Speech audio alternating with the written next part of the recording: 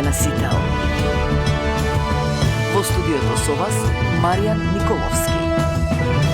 Последни вести за денеска, во нив пресекна денот. Добро вечер. Дождовите предизвикаа поплави на неколку локации во државата, најкритично беше во Кичево, каде се евакуирани над 200 лица. Над 200 луѓе евакуирани во Кичево откако обилните дождови ја излеа реката Зајашка која поплави куќи, подруми на повеќе локации. Лошо е, од 5:30 сабајле почна да надојдуваат вода. Сега за прв пат доаѓаат до куќи што никогаш не дошле едно 30 години. Сите домови се поплавени. Нема дом што не е поплавен. За жал од страна на општинските органи никој не излезе на терен и се однесуваат како да не се случуваат се ова и да не живееме во Кичево. Повторно поплаван е патен, над метро и пол е сега долу во куќите, значи све се пропасте, значи немаме веќе излаз. Молиме, значи, до државата, значи, надлежните да земат, значи, за нас нешто да ни се помогне, веќе сме на улица. Ова е втор пат, значи, се уништува за месец дена, значи, втора не паѓа. Пред една недела, две не пате поплава, не знаев неке да одне, не донесе овде. Сега исто пак поплава дојде.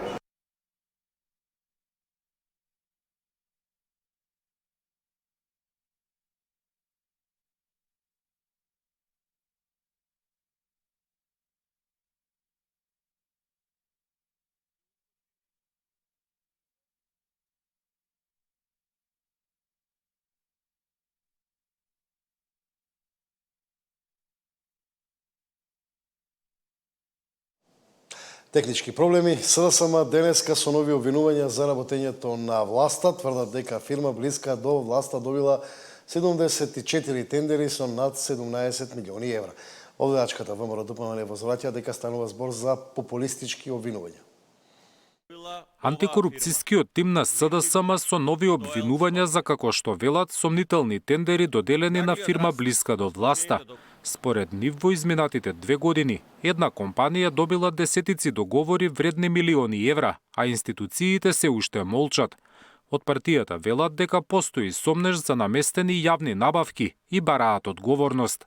74 тендери вредни 17,6 милиони евра за само 2 години добила оваа фирма. Ленди Груп, Доел, Скопје. Наглиот раст на склучените договори започнува во 2024 година, продолжува во 2025 година, па се до денеска.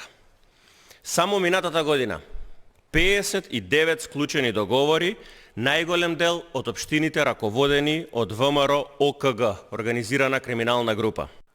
Од владеачката ВМРО ДПМН возвраќаат дека станува збор за популистички обвинувања и тврдат дека бројките треба да се споредат и со периодот кога СДСМ биле на власт. СДСМ што ги брои овие тендери последните 2 години треба да ја прошири пресметката на изминатите години кога тие биле на власт и ќе дојде до заклучок дека истата ова фирма можеби и двојно повеќе тендери има добиено во време кога институциите ги управувале СДС заедно со ДУИ. Така што ова е едно популистичко обвинување. И додека од СДСМ најавуваат дека антикорупцијскиот тим ќе продолжи со објавување на информации и со барање за одговорност, од ВМРО ДПМН велат дека станувало збор за популизам и обид за дефокус на јавноста, за како што велат луксузирањата на поранешните функционери на СДСМ. Зоран Јаневски, Сител телевизија. А власта пак и денеска ја прозива опозицијата за запленетата дрога, СДСМ тврди дека станува збор за дефокус од вистинските скандали.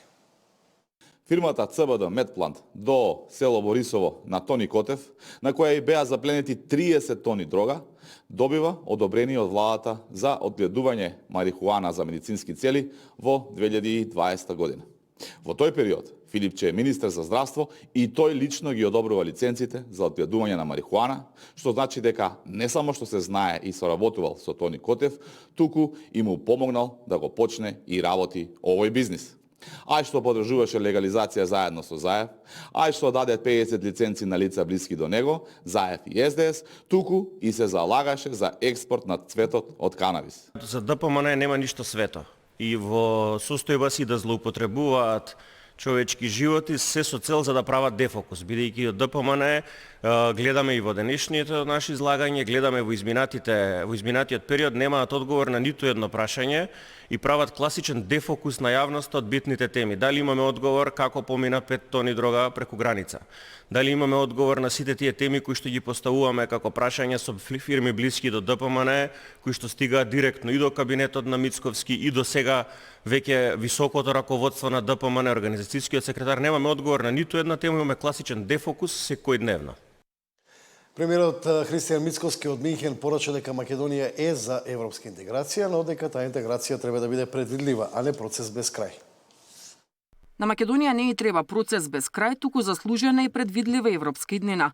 Оваа порака премиерот Мицковски ја испрати од тркалезната маса, отворена врата или отворен крај, исполнување на ветувањата за проширување на Европската унија, во рамки на Минхенската безбедносна конференција на која присуствуваше и еврокомесарката за проширување Марта Кос. Мицковски вели дека владината делегација ја користи секоја можност и средба за да ја принесе пораката дека Македонија одамна заслужи да биде дел од европското семејство. Генерација сака да се бори, дека за нас членството во рамките на Европската унија не е милост, туку е нешто кое што одамна го заслуживме.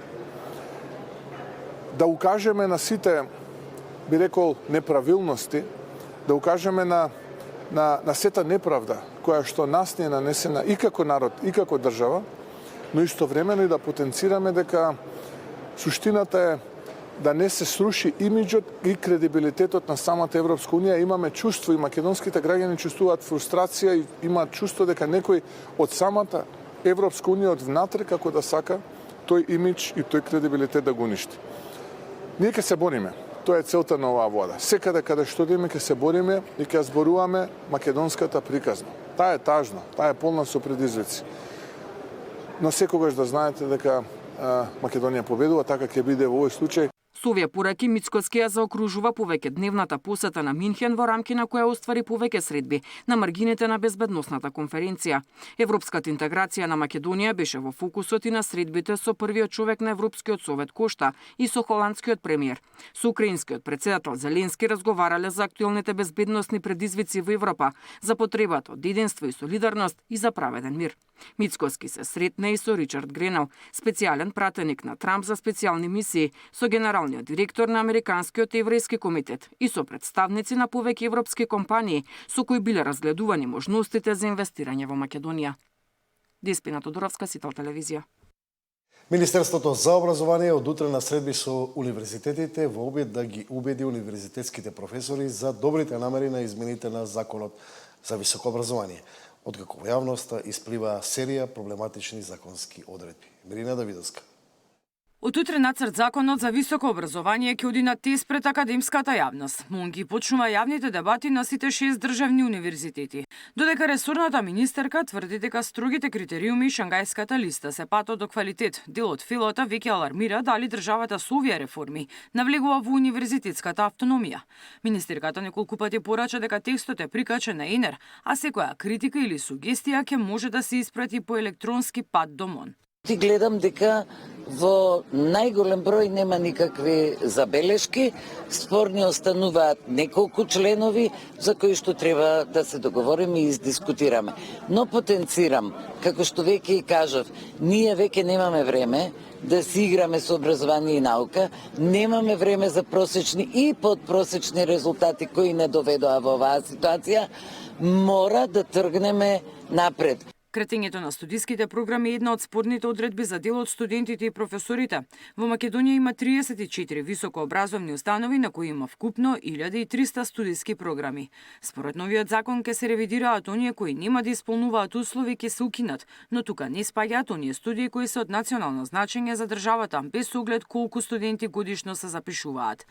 Реакциите од филата главно се однесуваат и на построгите критериуми за напредување, односно изборот во научни звања кој предвидува објавување на научни трудови во меѓународни списанија со импакт фактор. Ова се прави за конечно еден од универзитетите да се најде на престижните ранг листи како Шангајската. За да се добие место на оваа листа, еден универзитет годишно треба да објавува најмалку 1200 научни трудови со импакт фактор. Кај нас најстариот универзитет Свети Кирил и Методи годишно објавува од 300 до 500, а во меѓувреме МОН редовно објавува огласи за финансирање на научни трудови за академската фела. По досегашната ревизија на високообразовните установи и институти досега се донесени решенија за затварање на 14 приватни научни институти и еден приватен факултет. Миријана Давидовска, Сител телевизија.